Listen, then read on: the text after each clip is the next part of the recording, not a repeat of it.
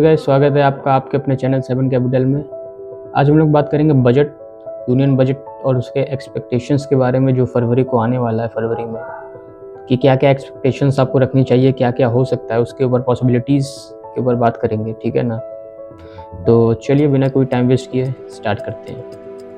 तो जी हाँ दोस्तों, सबसे पहला सवाल तो यही है कि मिडिल क्लास टैक्स पेयर के मन की बात है बेसिकली ये कि टैक्स रिलीफ मिलेगा या नहीं। तो बजट 2025 में इनकम टैक्स स्लैब रिवाइज होने की उम्मीद है और सेक्शन 80C के अंडर 1.5 लाख की एग्जेम्पशन मिलता है बेसिकली, लेकिन वो बढ़ के अब 2 लाख की उम्मीद या उससे ज़्यादा की उम्मीद भी कर रहे हैं लोग। तो ठीक है, ये अनाउंसमेंट अगर होता है तो मिडिल क्लास फैमिलीज़ के लिए एक बहुत बड़ा रिलीफ होगा।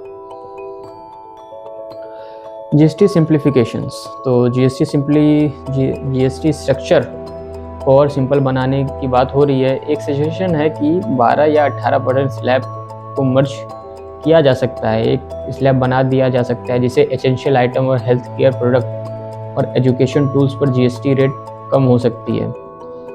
इससे लोगों की चीज़ों के दामों में आसानी होगी।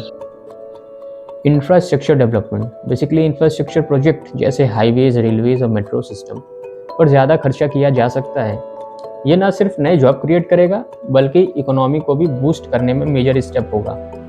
लाइक स्मार्ट सिटीज़ और अर्बन डेवलपमेंट प्रोजेक्ट पे भी फोकस रहेगा, ठीक है। मैन्युफैक्चरिंग को boost, basically make in India initiative के अंडर नए नए रिफॉर्म्स और पॉलिसीज़ एक्सपेक्ट की जा रही हैं।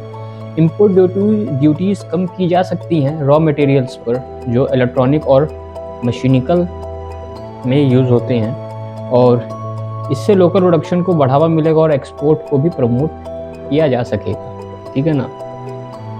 डिजिटल इंडिया और स्टार्टअप्स, डिजिटल इंडिया कैंपेन्स के अंडर नए नए स्टार्टअप्स को टैक्स सिंप्लीफिकेशन मिलने की उम्मीद है।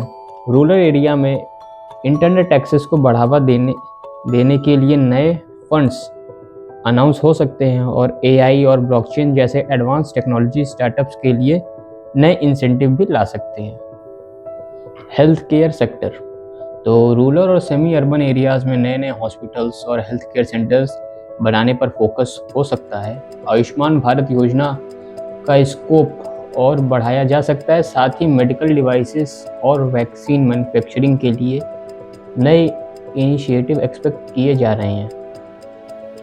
ग्रीन एनर्जी और सस्टेनेबिलिटी, तो रिन्यूएबल एनर्जीज प्रोजेक्ट जैसे सोलर, विंड पावर के प्रमोशन करने के लिए सब्सिडरीज और स्कीम्स एक्सपेक्ट की जा रही हैं। इलेक्ट्रिक व्हीकल्स ईवीज के लिए टैक्स बेनिफिट या सब्सिडरी अनाउंस हो सकते हैं।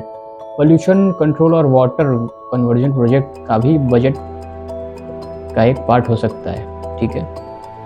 फार्मर्स की हेल्प, फार्मर्स के लिए इरिगेशन सिस्टम और क्रॉप इंश्योरेंस में नए रिफॉर्म्स आ सकते हैं। मिनिमम सपोर्ट प्राइस MSP बढ़कर आने की उम्मीद है। इनकम सिक्योर करने का टारगेट होगा।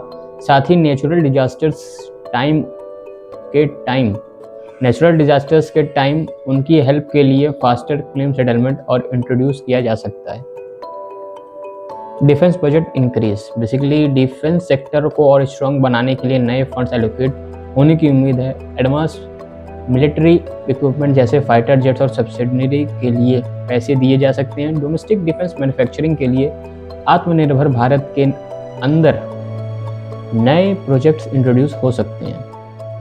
एम्प्लॉयमेंट और स्किल डेवलपमेंट, एम्प्लॉयमेंट क्रिएट करना और यूथ को स्किल बनाने के लिए नए ट्रेनिंग प्रोग्राम्स आने की उम्मीद है।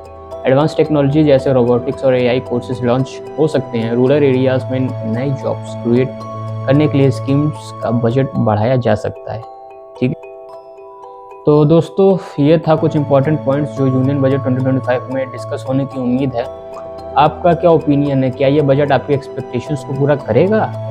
अपने थॉट्स कमेंट सेक्शन में ज़रूर शेयर करें। अगर आपको ये वीडियो पसंद आया तो लाइक करें, शेयर करें और सब्सक्राइब करें 7 कैपिटल को।